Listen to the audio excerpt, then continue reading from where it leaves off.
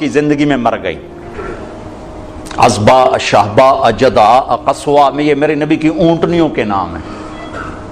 جس دن آپ کا انتقال ہوا عزبا نے چارہ پانی چھوڑ دیا اور روتے روتے روتے روتے مر گئی.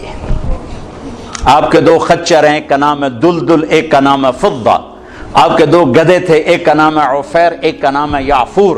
جس دن آپ کا انتقال ہوا یعفور مدینے کی گلیوں میں رسی توڑا کے چیختا تھا اور بھاگتا، چیختے چیختے چیختے ایک کنویں میں چھلانگ ماری اور مر گیا.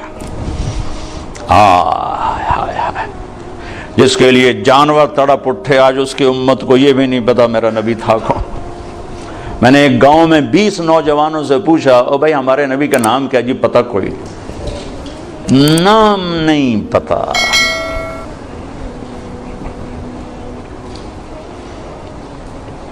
اب جمعے کا خطبہ دیا کرتے تھے، مجمع زیادہ ہو گیا، صحابہ نے کہا جی ممبر بنے تاکہ آپ پیچھے نظر آئیں. کا بنا دو. ممبر بن گیا. آج پہلا دن ہے. یہ میرے نبی کے گھر کا دروازہ ہے، یہاں کھجور کا تنا ہے جس سے ٹیک لگا کے آپ بیان فرماتے تھے، اور یہ ممبر ہے. اب آپ وہاں سے نکلے اور وہ کھجور کے تنے کو آپ نے کراس کیا اور ممبر پہ پاؤں رکھا. کھجور کا خشک بے جان تنا حن حنین العشار، ایسے چیخا جیسے حاملہ اونٹنی چیخ مارتی. وہ دوڑ دوڑ دوڑ دوڑ دوڑ ہل ہل کے رونے لگا. آپ نیچے اترے اور اس کو یوں سینے سے لگایا اور فرمایا ایک تیرے ساتھ وعدہ کرتا، تو چپ ہو جا، مجھے ممبر پہ جانے دے کہ لوگوں کو ضرورت ہے پیچھے مجھے دیکھنے کی. میں تیری جدائی کے بدلے وعدہ کرتا ہوں تمہیں جنت کا درخت بنوا دوں گا اور جنتی تیرے میوے کھائیں گے. تو وہ آہستہ آہستہ چپ ہوا. پھر اس کی ہچکیوں کی آواز آ رہی تھی، یہ آواز آ رہی، اور پھر ایک دم زمین پھٹی اور وہ اس میں غائب ہو گئی. اور میرے نبی کا وعدہ سچا ہو گیا. سب کی آنکھوں کے سامنے اللہ نے اسے اٹھا کے وہ پہنچایا جنت. اوفو بھائیو، ہم نے صرف درود پڑھنے کے لیے اپنا نبی رکھا ہوا ہے. بابا نبی پہ درود پڑھ دو بھائی. اس کو بطور رہبر مانا ہی کوئی نہیں، بطور قائد مانا ہی کوئی نہیں. لا الہ الا اللہ اندر کی چیز ہے، محمد رسول اللہ باہر کی چیز ہے. اب لا الہ الا اللہ دکھا نہیں سکتے، محمد رسول اللہ چھپا نہیں سکتے. لا الہ الا اللہ بتانا پڑے گا، محمد رسول اللہ چھپانا پڑے گا. لا الہ الا اللہ بیج ہے، محمد رسول اللہ درخت ہے. لا الہ الا اللہ جڑ ہے، محمد رسول اللہ شجر ہے. لا الہ الا اللہ اندر میں جاتا ہے، محمد رسول اللہ باہر نکلتا ہے. جتنا لا الہ الا اللہ اندر جاتا ہے اتنا محمد رسول اللہ باہر نکلتا ہے. جتنا اس کی جڑیں گہری ہوتی ہیں اتنا اس کا سایہ طاقتور ہوتا ہے، گھنا ہوتا ہے، پھلدار ہوتا ہے، پھولدار ہوتا ہے، خوشبودار ہوتا ہے. لا الہ الا اللہ پاسپورٹ ہے، محمد رسول اللہ ویزا ہے. پاسپورٹ کے بغیر سفر نہیں ہو سکتا، ویزے کے بغیر انٹری نہیں ہو سکتی. مرنے سے پہلے ویزا لگوا لو، مرنے سے پہلے ویزا لگواؤ. محمدی ویزا لگوانا پڑے گا. جنت کے دروازے پر نہیں، پلسرات پر ہی ویزا مانگو. ویزا دکھاؤ، ویزا ہے جائیے، ویزا نہیں واپس. اللہ نے ایک کام خود کر دیا، پاسپورٹ ہمیں خود بنا کے دے دیا. پاسپورٹ خود بنا کے دے دیا.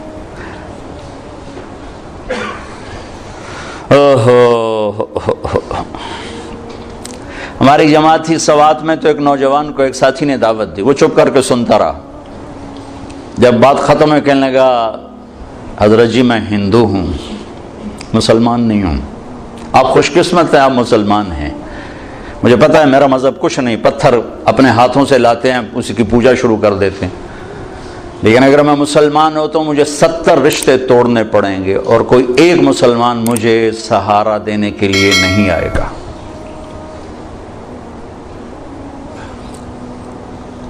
تو اللہ نے ہمیں کتنی آسانی سے یہ پاسپورٹ بنا کے دے دیا. لو بھائی ماں کے پیٹ سے ہے، ہاں اب ویزا لگوا لو، محمدی ویزا لگوا لو. کہ آج اس کی شان دیکھو گے، جب دروازے پہ دستک ہوگی اندر سے آواز آئے گی کون؟ آپ کہیں گے محمد الرسول اللہ. پھر وہ کہے گا امرت اللہ افتح لأحد قبلک وَلَنْ أَقُومَ لِأَحْدٍ بَعْدَكَ، یا رسول اللہ مجھے کہا گیا تھا کہ آپ سے پہلے میں دروازہ کھولوں، اور مجھے کہا گیا تھا کہ میں خود اٹھ کے کھولوں، میں کبھی کسی کے لیے نہیں اٹھا۔ یہ کون ہے؟ یہ جنت کا بڑا فرشتہ رضوان دروازہ کھولے گا۔ آپ نے کہا ادخلها، میں اندر جاؤں گا، وَمَيَّ فُقَرَاءُ الْمُؤْمِنِينَ، اور میرے چاروں طرف میری امت کے غریب لوگ پہلے داخل ہوں گے۔ بھائیو، حلال حرام تو اسے بتایا جاتا ہے جسے پتہ ہو کہ حلال کرنے والا ہے کون اور حرام کرنے والا ہے کون۔ ابھی تو لوگوں کو نہ اللہ کا پتہ نہ رسول کا پتہ، ہم انہیں کہتے ہیں سود حرام ہے، وہ پہلے بتاؤ تو صحیح وہ ہے کون جو کہہ رہا ہے میرے اور میرے رسول کی جنگ ہے تمہارے، ان کو تو پتہ ہی کوئی نہیں۔ جس کی طاقت کا پتہ ہوتا ہے اس کے آگے کون کھڑا ہوتا ہے؟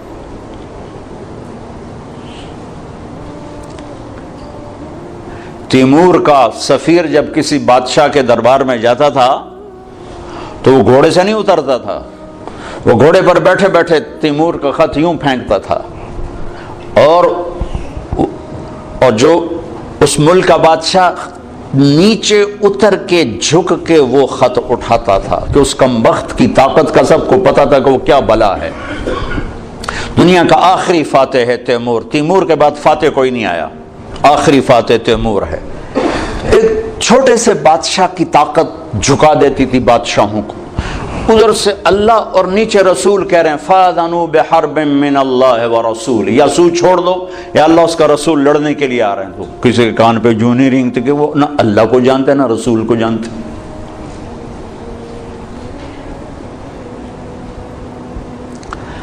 اللہ اس کے رسول کا تعارف ضروری۔ میں اس لیے پہلے اللہ رسول کا تھوڑا سا تعارف، وہ ہیں کون جن کو جو کہہ رہے ہیں سود حرام ہے، جو کہہ رہے ہیں جھوٹ حرام ہے، جو کہہ رہے ہیں زنا حرام ہے، جو کہہ رہے ہیں کفر حرام ہے، شرک حرام ہے، وہ ہیں کون؟ میں نے فیصل آباد کے تاجروں میں نا بیان کیا، ابھی یہ میزان بینک اتنا زیادہ نہیں ظاہر ہوا تھا تو میں تاجروں میں تھوڑی سی بات کر دیتا تھا، بھائی سود کے بغیر آپ تجارت چلو۔ تو ایک بہت بڑی پارٹی کا چیئرمین آ کر میرے گلے لگ گیا کہ سود کے بغیر کام ہو ہی نہیں سکتا، کر کے دیکھا، تمہاری کپاس کون خریدے گا سود نہ ہوگا، سود کے بغیر تمہاری کپاس کون خریدے گا؟ میں کہا میری تو وک جاوے گی تو اپنی فکر کر۔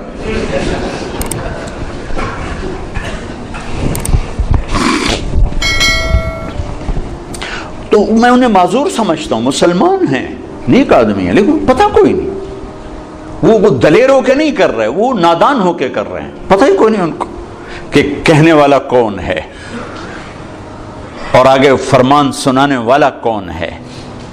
لا الہ الا اللہ محمد الرسول اللہ، کیا اللہ نے جوڑ کے کلمہ بنایا ہے، سبحان اللہ۔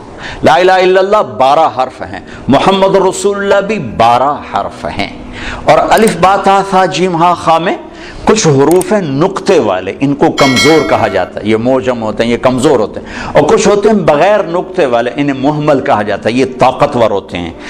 کمزور طاقت کی ایک چھوٹی سی یعنی بات واضح کرنے کے لیے کہ با کو مطلب بتانے کے لیے نقطے کی ضرورت، ٹھیک ہے، لیکن الف کو مطلب اپنا بتانے کے لیے نقطے کی ضرورت نہیں ہے۔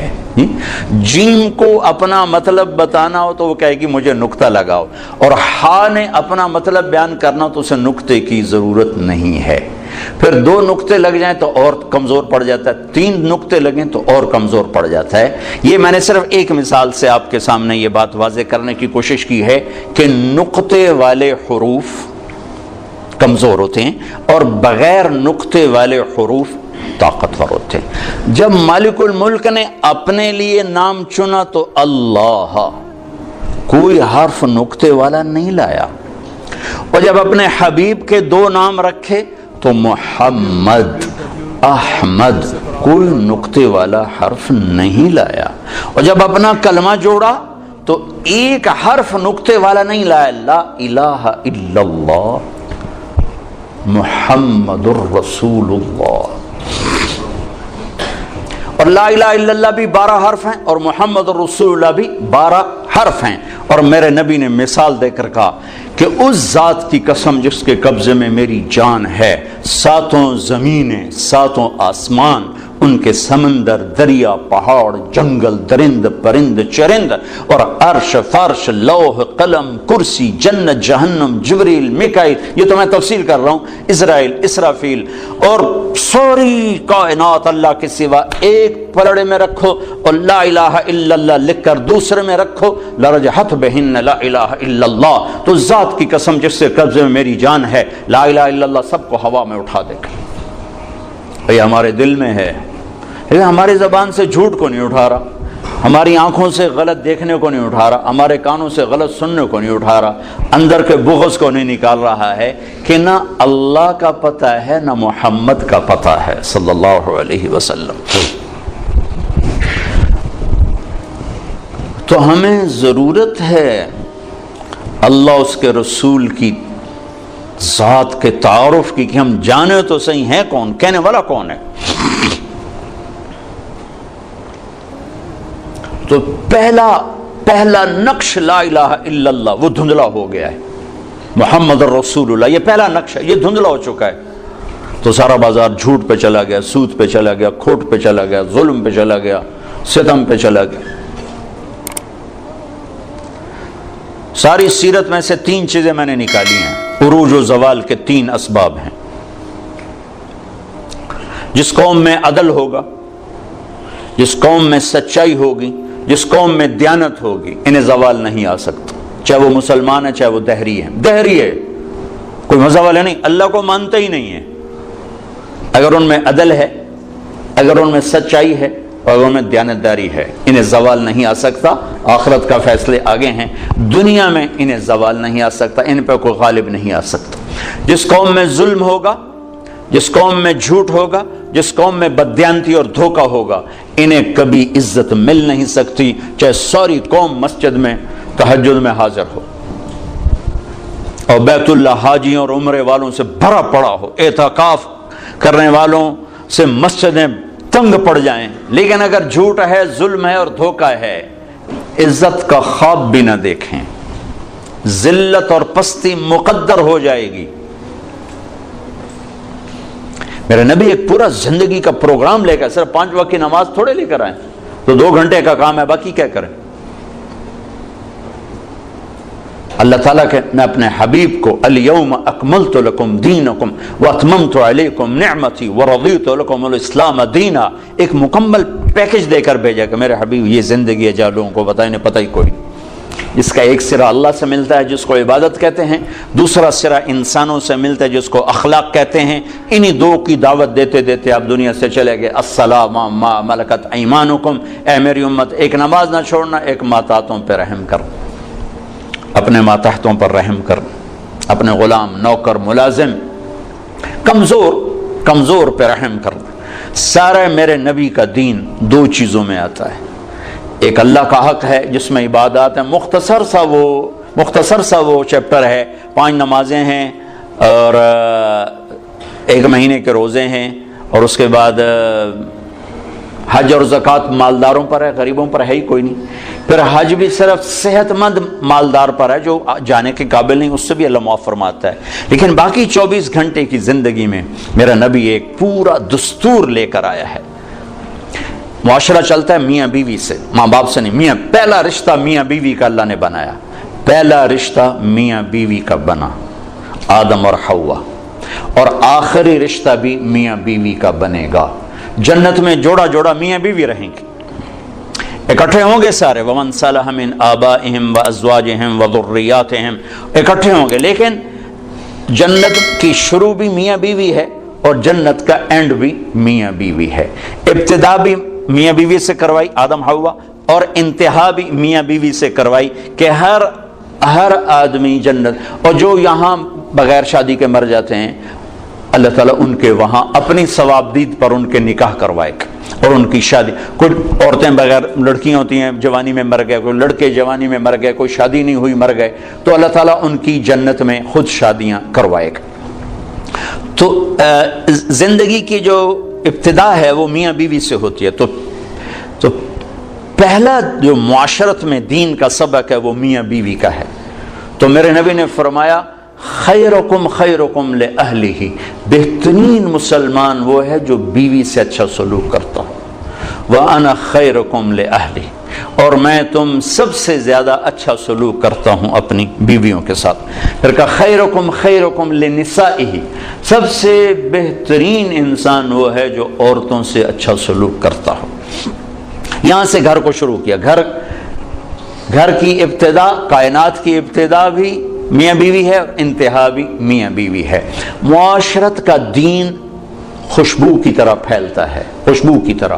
عبادات کا دین بنیاد کا کام دیتا ہے، اور معاشرت کا دین وہ عمارت کا کام دیتا ہے۔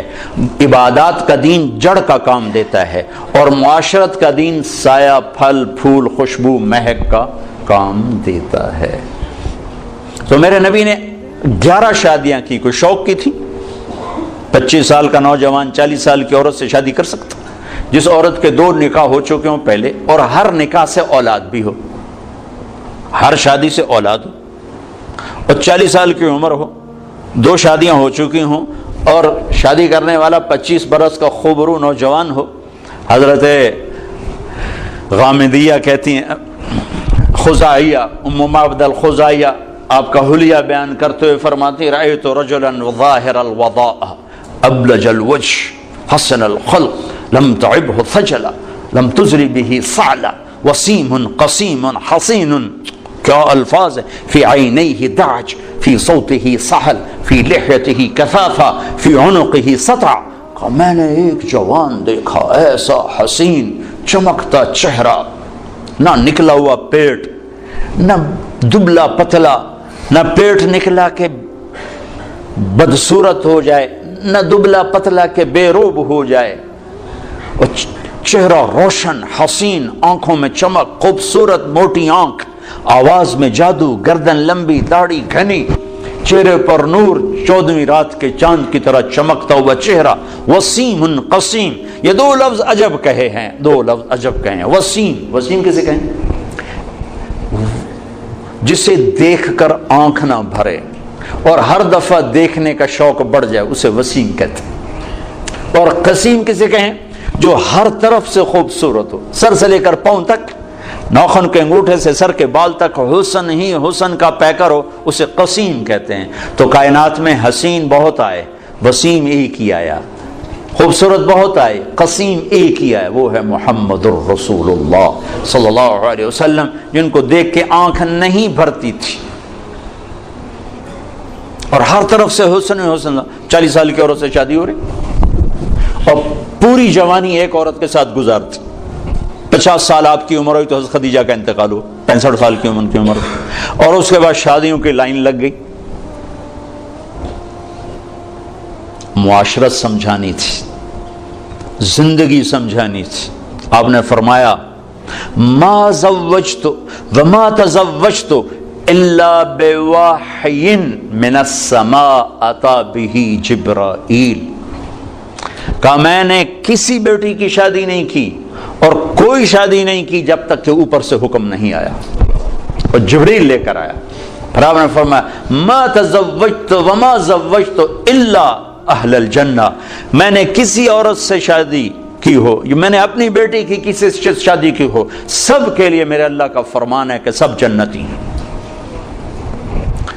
تو 25 سال کی عمر میں 40 سال کی عورت سے شادی کا کیا تو بنتا ہے، اور حسن ایسا کہ دیکھنے والے آنکھ نہ بھرے۔ ایسا عائشہ کپڑا سی رہی تھی، سوئی گر گئی، تو وہ کمرے میں ایسی روشنی نہیں کہ ان کو سوئی نظر آئے، تو وہ ایسے ایسے ٹٹول رہی تھیں۔ اتنے میں آپ کمرے میں داخل ہوئے تو آپ کے چہرے کے نور سے سوئی چمکنے لگی۔ عکس پڑتا ہے نا، تو جو ایسی ہستی ہو وہ تو 25 سال کا ہے تو کوئی 20 سال کی لڑکی تلاش کرے اپنے لیے۔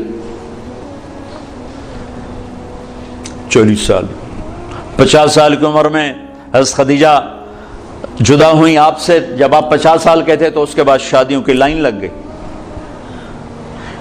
الا بوحی من السماء اتی بہ جبریل، کہ ہر شادی آسمان سے وحی آئی۔ جب آپ نے حضرت فاطمہ کا نکاح فرمایا تو مجمع کو مسجد میں جمع فرمایا، اور کہا لوگو، جبریل میرے پاس اللہ کا پیغام لائے ہیں کہ میں فاطمہ اپنی بیٹی کا نکاح علی سے کر دوں، لیکن میں قربان جاؤں شریعت مصطفیٰ پر، آسمان سے وحی آئی ہے لیکن گئے ہیں فاطمہ سے پوچھنے، بیٹی علی کا رشتہ آیا ہے، تیرا نکاح کر دوں۔ اور ہمارے یہاں بیٹیوں سے پوچھنا عیب سمجھا جاتا ہے، اور بیٹی کوئی رائے دے دے تو کہتے بڑی بے حیا ہے۔ آسمان سے وحی آ چکی ہے کہ علی کے ساتھ فاطمہ کا نکاح کیا جائے، پھر میرے نبی پوچھنے جا رہے ہیں، فاطمہ علی کا پیغام آیا ہے، تیرا نکاح کر دوں؟ جب انہوں نے ہاں کہا، پھر جا کر کہا جاؤ مجمع اکٹھا کرو، پھر لوگوں کو اکٹھا فرمایا، پھر ممبر پہ کھڑے ہو کے فرمایا کہ لوگو، میرے اللہ نے مجھے جبریل پیغام لے کر آئے کہ میں اپنی بیٹی فاطمہ کا نکاح علی سے علی کو سامنے بٹھایا اور سارا مجمع کا، پھر آپ نے خطبہ پڑھ کے کہا، علی میں نے 400 درہم مہر کے عوض اپنی بیٹی فاطمہ بنت محمد کو تیرے نکاح میں دیا، تو نے قبول کیا؟ تو نے زور سے کہا میں نے قبول کیا، اور سجدے میں سر رکھ دیا اور زور سے یہ دعا پڑھی، رب اوزعنی ان اشکر نعمتک التی انعمت علی وعلی والدی، اس پر آپ نے کہا آمین۔ پھر آپ نے سارے مسجد میں کے حاضرین کو شہد کا شربت پلایا، کھجور کھلائی۔ سبحان اللہ، کیا پیاری زندگی ہے، کیا خوبصورت زندگی ہے، اس سے زیادہ عورت کے حقوق اور کیا کوئی بیان کرے گا۔ حضرت ام ایمن بیٹھی تھی، ان کا بیٹا محمد پانی تو پلا، تو حضرت عائشہ ناراض ہو گئی، کہا تو رسول اللہ سے کہتی پانی پلا؟ کہا کیوں نہ کہوں، میں نے دودھ پلایا ہے، آپ کو 8 عورتوں نے دودھ پلایا ہے، ماں سمیت، ماں کے علاوہ 7 اور عورتیں، جن میں سے ایک ام ایمن، حلیمہ کا تو نام مشہور ہو گیا، 6 اور بھی، ان میں ام ایمن بھی ہیں۔ تو انہوں نے کہا میں نے دودھ پلایا ہے، تو آپ جلدی سے اٹھے، گلاس اٹھایا، کہا ہاں ہاں عائشہ یہ میری ماں ہے، آپ نے خود گلاس پیش کیا۔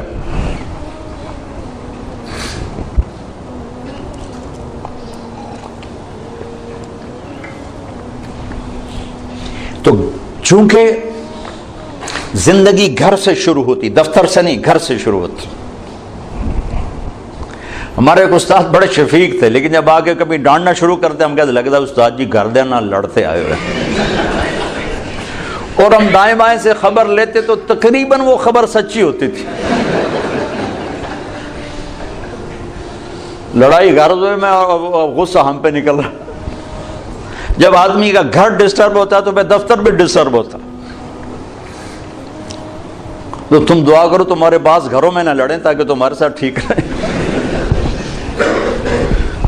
زندگی کی ابتدا گھر سے ہے، گھر سے۔ تو ایک گھرانہ کیسا ہونا چاہیے، اور ایک گھر کی آبادی کا دار و مدار کس پر ہے؟ اللہ کی قسم پیسے پر نہیں ہے، وہ میرے نبی کے اخلاق پر ہے، میرے نبی والے سلوک پر ہے۔ چونکہ زندگی چیزوں کا نام نہیں، میزان بینک کا نام زندگی نہیں ہے، معیشت کا نام زندگی نہیں ہے، زندگی احساسات کا نام ہے۔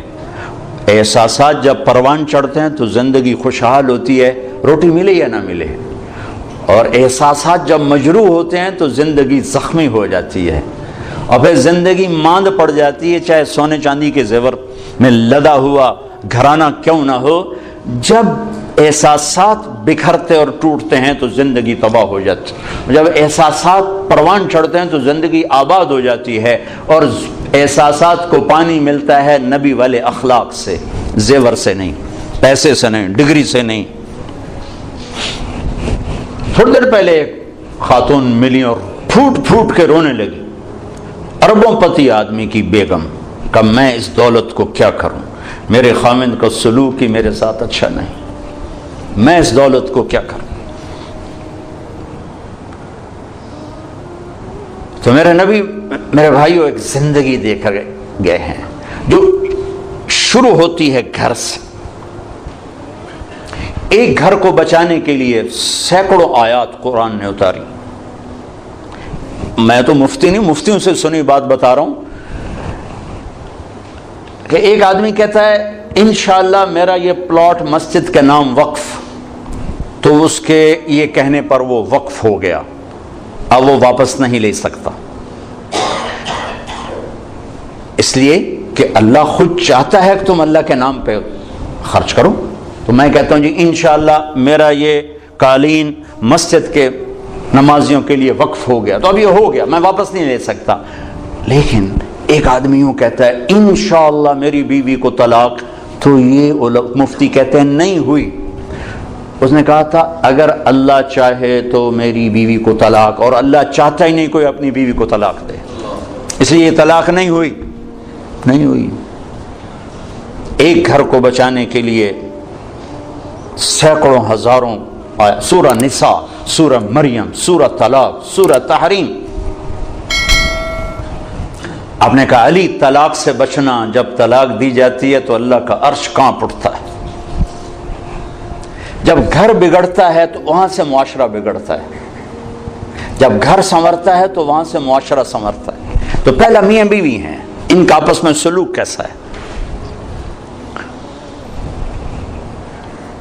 اور چونکہ کسی کی لڑکی کو مرد لے کے جاتا ہے تو اس کی طرف شریعت زیادہ متوجہ ہے، عاشروہن بالمعروف، ان عورتوں سے اچھا سلوک کرنا۔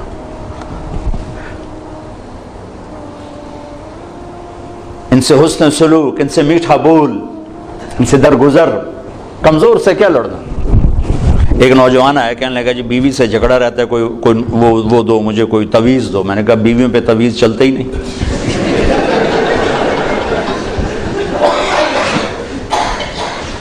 کہنے لگا تو کیا کروں؟ میں نے کہا ایک کام کرو، ہو جائے گا معاملہ ٹھیک۔ کیا؟ میں نے کہا جب تم کھانے پر بیٹھو تو روزانہ 2-4 لقمے اپنے ہاتھ سے کھلا دیا کرو، بس کوئی لمبا چوڑا کام نہیں بھائی۔ کچھ دن بعد اس کا ویسے ہی فون آ گیا، تو مجھے اپنی بات یاد آ گئی۔ میں نے کہا میری بات پہ عمل کیا تھا؟ کہنے لگا نہیں۔ میں کیوں؟ کہنے لگا شرم آتی۔ میں نے کہا لڑتے ہوئے شرم نہیں آتی بھائی، کمزور سے بھی کوئی لڑتا ہے۔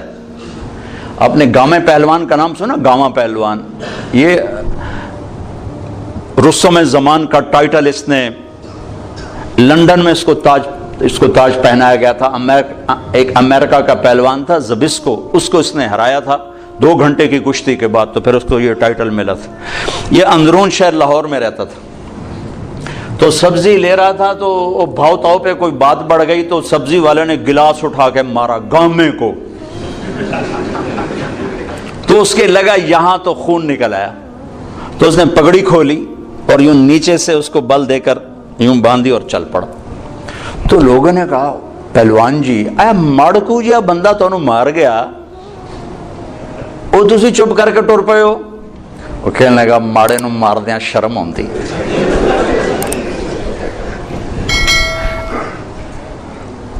وہ کہنے لگا کمزور پہ ہاتھ اٹھاتے ہوئے شرم آتی ہے، کیا کروں؟ وہ تو پھونک مارتا تو اڑ جاتا۔ کمزور پہ ہاتھ اٹھاتے ہوئے شرم آتی۔ میں کہا بے وقوف، اور تمہیں لڑتے ہوئے شرم نہیں آتی؟ چلو جا کے میری بات پہ عمل کرو۔ 1 گھنٹے بعد اس کا فون آیا، کہا مولوی صاحب عجب ہوا۔ میں نے کہا کیا ہوا؟ کہا میں نے لقمہ منہ میں ڈالا، ادا منہ اتھے ہی کھلے ہی رہ گیا۔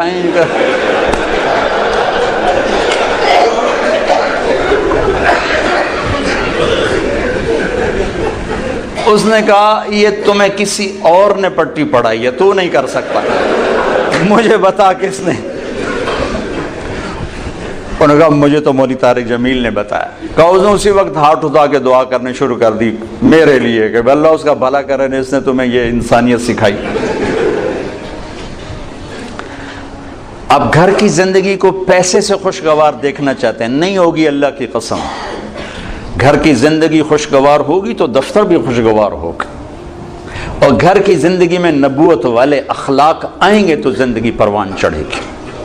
جو میرے سامنے مرد عورتیں ہوتی تو میں عورتوں کے حقوق کے لیے جو اللہ کے نبی نے فرمایا وہ بھی بتا تھا کہ اگر میری شریعت میں سجدہ ہوتا تو میں عورت سے کہتا خامند کو کرے، لیکن زیادہ جو میں دیکھتا ہوں اس میں احادیث میں وہ مردوں کی طرف خطاب زیادہ ہے، چونکہ وہ لے کے جاتا ہے اور وہ بوجھ اٹھاتا ہے اور وہ ذمہ دار بنتا ہے۔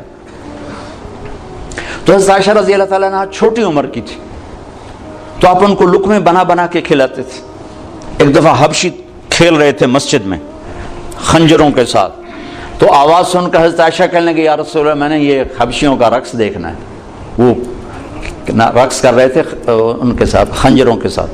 ہمارے بچپن میں ہمارے دیہاتوں میں ہوتا تھا, چھوٹے چھوٹے ہم تھے تو اس وقت ہمارے یہ جب ٹیلی ویژن نہیں ہوتے تھے تو ہم مغرب کے بعد سورے چاندنی راتوں میں کھیتوں میں بیٹھ جاتے تھے بڑے چھوٹے. تو پھر یہ اس کو ہم گتکا کہتے تھے, گتکا. تو اب نے کہا اچھا آ جاؤ, تو ان کو پیچھے کھڑا کیا, اونٹ بن گیا اور آپ سامنے کھڑے ہو کر تماشا دکھانا شروع کرتے. ورنہ آپ کہتے تو نبی کی بیوی ہو کر لا یعنی کر دی, چل بیٹھ قرآن پڑھ. کھڑے کھڑے آپ تھک گئے. آپ نے کہا عائشہ بس نہ کریں, کہنے لگے نہیں بس نہیں, ابھی میرا دل نہیں بھرا. تو پھر آپ کھڑے کھڑے آپ یوں سہارا لے رہے تھے, تھک کے نا, کھڑے کھڑے یوں ہو جاتا, پھر تھوڑے بعد یوں ہو جاتا, چونکہ تھک, پھر تھوڑے بعد یوں ہو جاتا, جب تک حضرت ام عائشہ نے نہیں فرمایا بس آپ کھڑے رہے. یہ کائنات کے افضل ترین ہستی رحمت للعالمین. پھر دوسری اکائی بنتی ہے ماں باپ. اس کے بعد ماں اور باپ کا روپ انسان دھارتا ہے.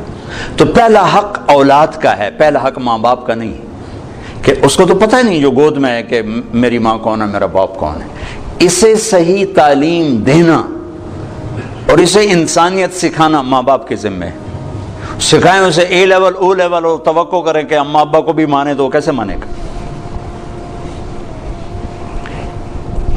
ایک شخص آیا حضرت عمر کے پاس, کہا جی میرا بیٹا بڑا نافرمان ہے. تو عمر رضی اللہ تعالیٰ نے اٹھایا کوڑا مارنے کے لیے. انہوں نے کہا جی میری بات سن. کیا کہا ماں پیو کا بھی بڑا حق ہے پر کوئی اولاد کا بھی حق ہے. آپ نے کہا ہاں, تو ذرا بتا دیں. تو فرمایا پہلا حق ہے کہ اچھی ماں دے, دوسرا حق یہ ہے کہ اس کا نام اچھا رکھے, تیسرا حق یہ کہ اس کو قرآن کی تعلیم دے. تو کہا پھر آپ میرے ابے کی کارگزاری سن لو. اس نے مجھے حبشی ماں دی ہے لونڈی, مجھے اچھی ماں نہیں دی. پھر اس نے میرا نام رکھا ہے جولان, جولان کہتے ہیں گندگی کے کیڑے کو. پھر اس نے آج تک مجھے قرآن کی شکل نہیں دکھائی. حضرت عمر نے وہی سوٹا ادھر پھیر دیا. وہ بیوقوف پہلا مجرم تو ہے.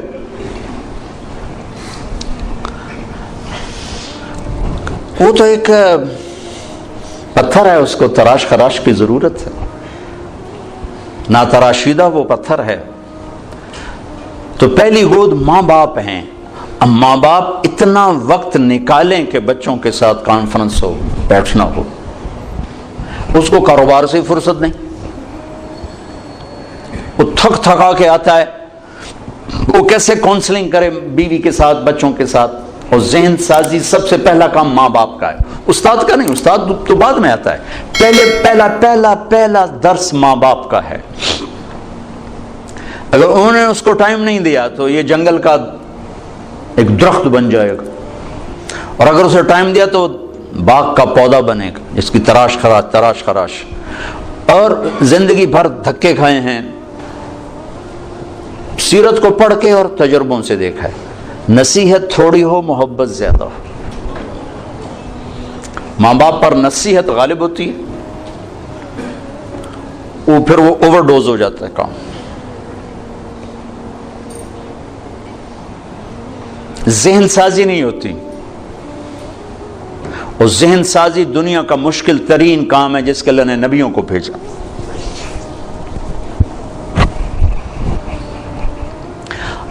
اب مصیبت یہ ہے کہ جس نے ادھار بیچا ہو, ادھار خریدا ہو, وہ گھر میں حاضر ہو کے بھی غیر حاضر ہوتا. ہماری ساری تجارت تو چلی گئی ادھار پہ. اور ہوس زیادہ ہے, اسباب تھوڑے ہیں. تمنا زیادہ ہے, اسباب تھوڑے ہیں. تو ذہن فارغ ہی نہیں ہوتا ہے. کن قانعا تکن اغنى الناس, قناعت اختیار کر سب سے بڑا غنی بن جا. 15 برس اللہ دیتا ہے تربیت کے, 15 برس ماں باپ کو. 15 برس کے بعد پوری شریعت متوجہ ہو جاتی. یہ 15 سال بچے اور بچی کے ہیں, ان پر لگاؤ زور. کہ ان کو اللہ کا تعارف کروا دو، اللہ کے نبی کا تعارف کروا دو، ان کے اخلاق بتا دو، ان کو آخرت بتا دو، جنت بتا دو، جہنم بتا دو، پھر ان کے شر سے تم بری و ذمہ ہو۔ لیکن ماں باپ کو ہی نہیں پتا تو اولاد کو کیا پتا ہوگا؟ ماں باپ اگر حق ادا کر دیں اولاد کے لیے تو پھر وہ لوٹ کر ان کی طرف آئے گا، پھر وہ اپنے ماں کو عزت دے گا، باپ کو عزت دے گا۔ ایک ہماری تہذیب تھی وہ ختم ہو گئی۔ بہت چھوٹے بچپن میں میں اپنے دادا کو تو نہیں سنبھلتا، دادا کے بھائی کو میں سنبھلتا ہوں، تو میرے دادا کے جو چھوٹے بھائی تھے ان کے بیٹے ان کے سامنے نہیں بیٹھتے تھے، حالانکہ بالکل جاہل ان پڑھ لوگ تھے دنیا کے لحاظ سے، لیکن ایک تہذیب تھی، ایک ثقافت تھی، دیہات کی، پنجاب کی، غریب کی، امیر کی، ان کے پیٹھ پیچھے بیٹھتے تھے، سامنے نہیں بیٹھتے تھے، سامنے بلاتے تو وہ کھڑے ہو جاتے تھے، بیٹھتے نہیں تھے، کھڑے رہتے تھے۔ تو وہ تہذیب تو ہمارے ہاتھوں سے نکل گئی، چلی گئی، ہر چیز خلط عملا صالحا واخر سیئا کی بجائے اختلط الحابل بالنابل، وہ اچھا برا سب مل کے ہم اپنی ثقافت تہذیب کھو چکے ہیں۔ کچھ وقت ماں باپ اپنے بچوں کو دیں، میاں بیوی آپس میں جب بیٹھو کبھی موبائل فون چالو نہ رکھو ورنہ تھوڑی ہر لے لڑائی ہونی۔ اور میں اپنے بھائی کے گھر جاتا ہوں، وہ ہے یہ دل کا ڈاکٹر، وہ بیچارے کی مجبوری ہے وہ کھلا رکھنا ٹیلی فون کہ کسی وقت ایمرجنسی مرض ہے، ایمرجنسی کال ہوتی ہے، تو وہ میں جب بھی اس کی بیوی کو دیکھتا ہوں نا لڑتے ہوئے تو اسی بات پہ دیکھ رہا ہوتا ہوں کہ اے ٹیلی فون ہی تیرا ہر بولتا رہ جاتا، اگر میں کی کروں میری مجبوری، کوئی پیچھو مردہ پہ ہو تو میں کی کروں۔ تو آپ لوگوں کی تو کوئی ایمرجنسی نہیں نا، جب میاں بیوی بچے بیٹھو فون بند کر دیا کرو، نہیں تو اس کی ٹان ٹان تمہاری ساری زندگی غارت کر دے گی۔ اس فون نے اخلاق برباد کر دی ہیں، گھروں کا سکون چھین لیا ہے۔ ان لنفسک علیک حقا وان لزوجک علیک حقا، تیری بیوی کا تیرے اوپر حق ہے، تیری ذات کا تیرے اوپر حق ہے۔ یہ تھوڑا کہ تم میزان بینک کے ملازم ہو تو اب تمہارے گھر میں بھی تمہارا فون چل رہا ہو، بھائی عرفان صاحب کی کہیں کال نہ آ جائے۔ کیوں بھائی بیوی دا حق نہیں؟ کیوں جی عرفان صاحب؟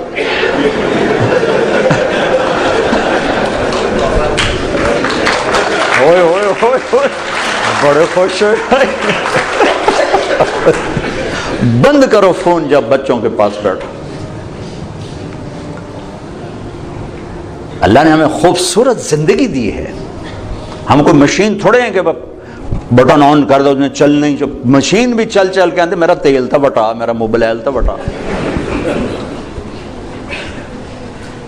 میرا اپنے نبی کی پاکیزہ سیرت پڑھو کہ آپ نے زندگی کیسے گزاری۔ پھر جب میاں بیوی کی کونسلنگ ہو پھر اولاد کو، پھر وہ حق واپس ماں باپ کو ملتا ہے کہ اولاد ماں باپ کی فرما بردار ہوتی، ان کی آنکھوں کی ٹھنڈک بنتی، ان کے لیے وہ راحت بنتی۔ لیکن جب ہم ان کو ٹائم نہیں دیتے تو پھر ماں باپ کے حقوق سناتے رہو۔ حالانکہ میرے نبی نے فرمایا تھا کاش میری ماں زندہ ہوتی، میں ان کی ایسی نوکری کرتا، میں عشاء کی نماز کے مصلی پر ہوتا اور میں سورۃ فاتحہ پڑھ رہا ہوتا اور ادھر سے آواز آتی محمد، تو میں ماں کے لیے نماز توڑ دیتا۔ اتنی بڑی حسرت کا اظہار، اور مائیں ذلیل ہو رہی۔ کون سا گھر ہے جہاں ماں ذلیل نہیں ہوتی؟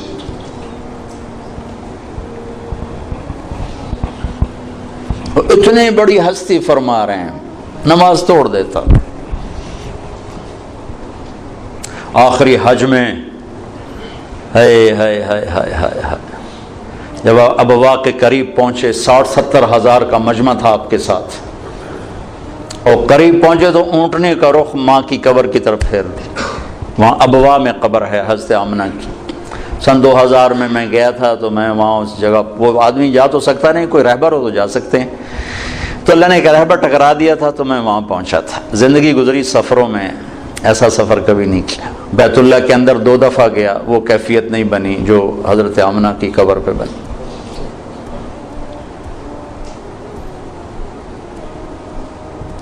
مجھے وہ چھوٹا سا محمد نظر آنے لگا. جو ماں کی عمر کیا تھی؟ 25 سال. باپ کب فوت ہوئے؟ 25 برس. ماں کب فوت ہوئی؟ 25 برس. اور 3 افراد، ام ایمن خادمہ والدہ جناب رسول اللہ صلی اللہ علیہ وسلم. اچانک موت